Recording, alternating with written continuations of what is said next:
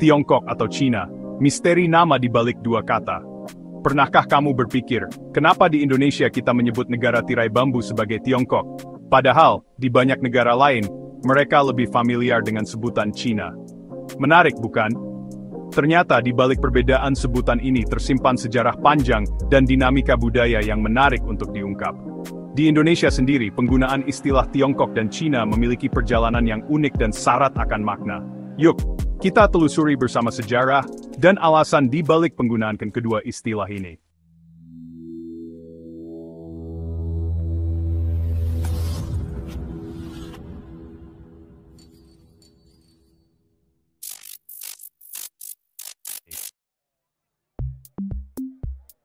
Istilah Tiongkok sendiri bukanlah hal baru di Indonesia. Jauh sebelum Indonesia merdeka, sebutan Tiongkok sudah digunakan oleh masyarakat Nusantara, khususnya oleh mereka yang berasal dari etnis Tionghoa. Kata Tiongkok berasal dari bahasa Hokkien, salah satu dialek bahasa Tionghoa yang banyak digunakan di wilayah Fujian, Tiongkok Selatan. Dalam dialek Hokkien, Tiongkok diucapkan sebagai Tiongkok yang secara harfiah berarti negara tengah. Sebutan ini mencerminkan bagaimana orang Tionghoa pada masa lampau memandang negara mereka sebagai pusat peradaban dunia. Seiring dengan gelombang migrasi masyarakat Tionghoa ke Nusantara, istilah Tiongkok pun ikut terbawa dan diserap ke dalam khazanah bahasa Indonesia.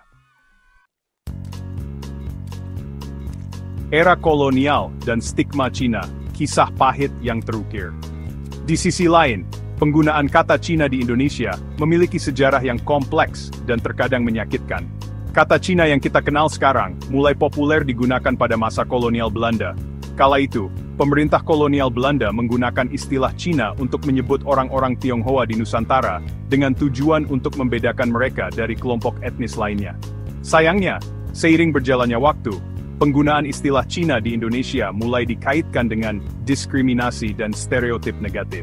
Hal ini diperparah dengan adanya kesenjangan sosial dan ekonomi antara masyarakat Tionghoa dan pribumi pada masa itu. Akibatnya, bagi sebagian orang, kata Cina memiliki konotasi yang kurang menyenangkan.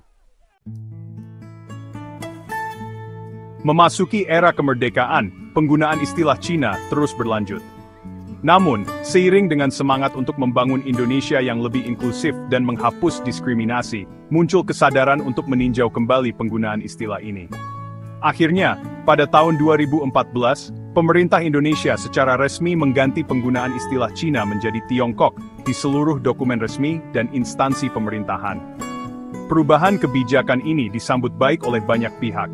Penggunaan istilah Tiongkok dianggap lebih netral dan menunjukkan penghormatan terhadap budaya dan identitas masyarakat Tionghoa di Indonesia. Saat ini, penggunaan istilah Tiongkok telah banyak diadopsi oleh berbagai media massa di Indonesia. Koran, televisi, dan situs berita online beralih menggunakan sebutan Tiongkok untuk merujuk pada negara tirai bambu. Di ranah percakapan sehari-hari, penggunaan istilah Tiongkok dan Cina masih terkadang bervariasi. Ada yang lebih nyaman menggunakan Tiongkok karena dianggap lebih sopan dan menghormati. Namun ada juga yang masih terbiasa dengan sebutan Cina. Tiongkok versus China di mata dunia, sebuah perbandingan.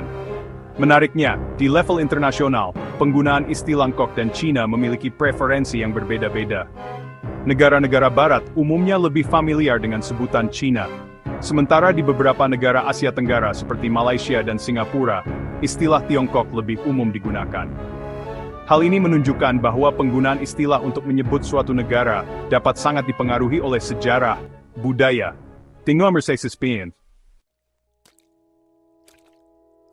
Dari perjalanan panjang penggunaan istilah Tiongkok dan Cina di Indonesia, kita dapat belajar bahwa sebuah nama bukan sekadar label, melainkan juga cerminan dari sejarah, budaya, dan identitas.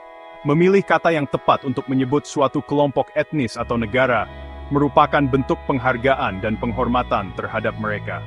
Semoga dengan pemahaman yang lebih baik tentang sejarah dan konteks di balik penggunaan kedua istilah ini, kita dapat membangun masyarakat Indonesia yang lebih inklusif dan harmonis. Mari kita budayakan penggunaan bahasa yang santun dan menghargai setiap perbedaan.